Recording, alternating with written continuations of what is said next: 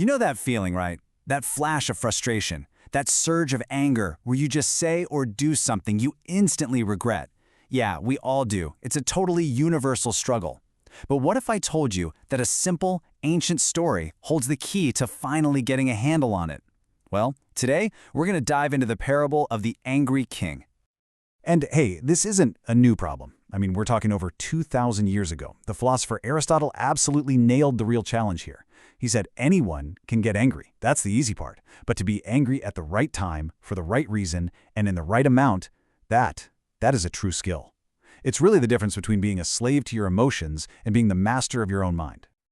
Okay, so that sounds great in theory, right? But in our crazy, high-pressure world, how do we actually develop this skill? Seriously, how do we stop our emotions from completely hijacking our lives? Well, the answer might lie in a classic parable. Because, sometimes the most profound wisdom is hiding in the simplest of stories. So let's set the scene. Our story starts with this king who, on the surface, seemed to have it all. He was smart, people respected him, he had all this power.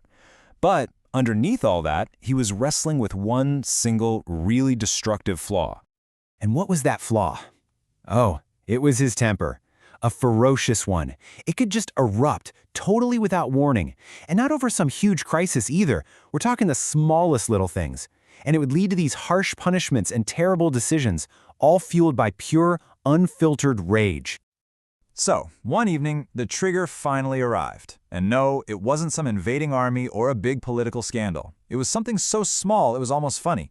Just a single fly, floating right there in his soup. And the second he saw it, boom, the king just erupted. You can imagine his furious shouts echoing through the great hall, putting all the blame on his poor, terrified servant, who could do nothing but stand there and tremble. But this time was different. See, the king's wise old teacher, the one from his childhood, happened to be at the table, and he was about to drop a piece of wisdom that would change everything.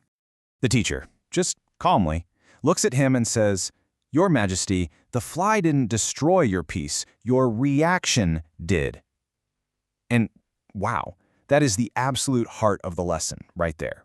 The problem wasn't the fly, the external thing. It was the internal response. Think about it like this. On one side, you've got that emotional reaction, right? It's impulsive, it's super fast, and it almost always leads to regret. But on the other side, you have the considered response. And that starts with something simple, a pause. That little pause is what allows for a deliberate, constructive action instead. You see, the teacher's lesson was so powerful.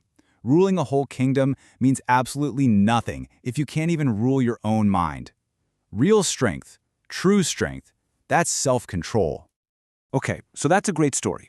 But how do we take this ancient wisdom and actually apply it to our lives, like right now, today?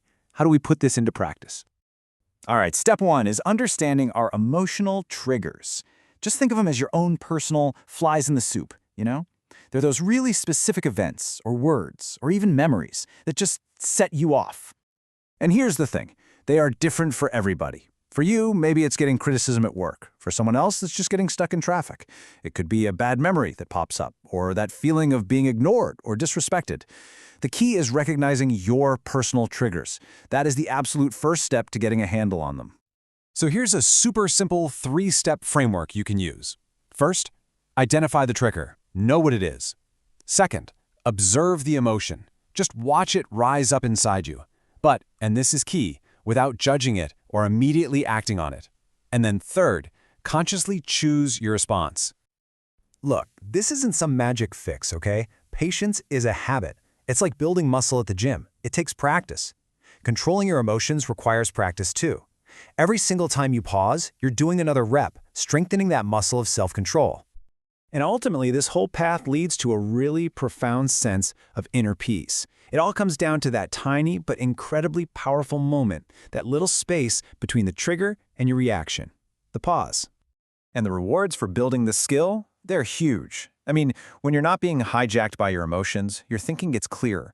You start making way better decisions. Your relationships get stronger, and your life, it just becomes more peaceful. So, I'm going to leave you with this one thought. That feeling of anger, it's gonna pass. It's always temporary. But the consequences of our reaction, well, those can be permanent. So the next time you find a fly in your soup, whatever that may be for you, what are you going to choose?